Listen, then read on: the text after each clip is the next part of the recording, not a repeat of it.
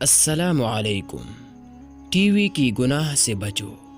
یوں تو ہم صبح سے شام تک بہت سی گناہ کرتے ہیں، لیکن اس وقت میں صرف ایک گناہ کا تذکرہ کرنا چاہتا ہوں، اور وہ ٹی وی دیکھنے کا گناہ ہے۔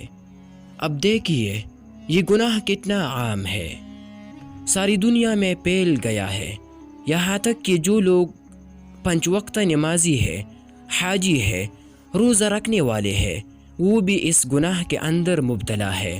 اور میری خیال میں شاید ہی کوئی شخص ہوگا جو اس گناہ کو گناہ سمجھتا ہو، اور اب یہ گناہ تیزی سے بڑھتا ہی چلا جا رہا ہے، اور روز بروز اس میں اضافہ ہو رہا ہے۔ تعجب کی بات ہے کہ اس گناہ کو گناہ بھی نہیں سمجھتے۔ اس پر ایک عجیب و غریب واقعہ یاد آیا۔ یہ واقعہ ایک رسالہ ٹی وی کی تباہ کاریہ کے اندر لکھا ہوا ہے کہ ایک صاحب لاہور کے رہنے والے تھے۔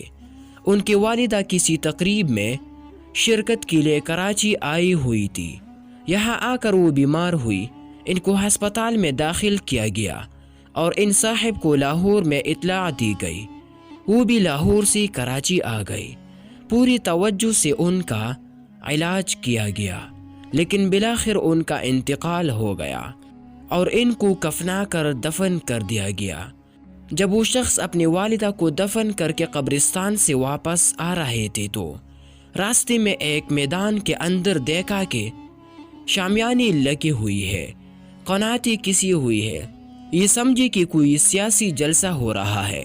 لیکن جب وہ معلوم کرنے کے لیے اندر گئی تو وہاں دیکھا فلم چل رہی تھی، اور تمام لوگ میدان میں بیٹھی ہوئی فلم دیکھ رہے تھے۔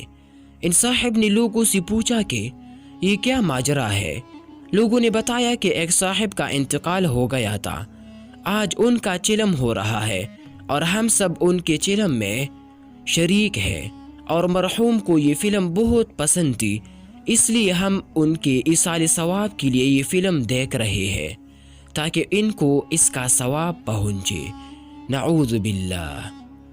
اب بتائیے اس عمل کے ذریعے ایصال ثواب ہوگا یا ایصال عذاب ہوگا؟ ہماری ذہنی سوچ کہاں تک پہنچ گئی ہے؟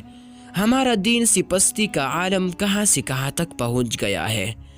اب ہمارا یہ حال ہے کہ ایک حرام اور ناجائز کام کو چلم کے ایصال ثواب کے لیے کیا جا رہا ہے۔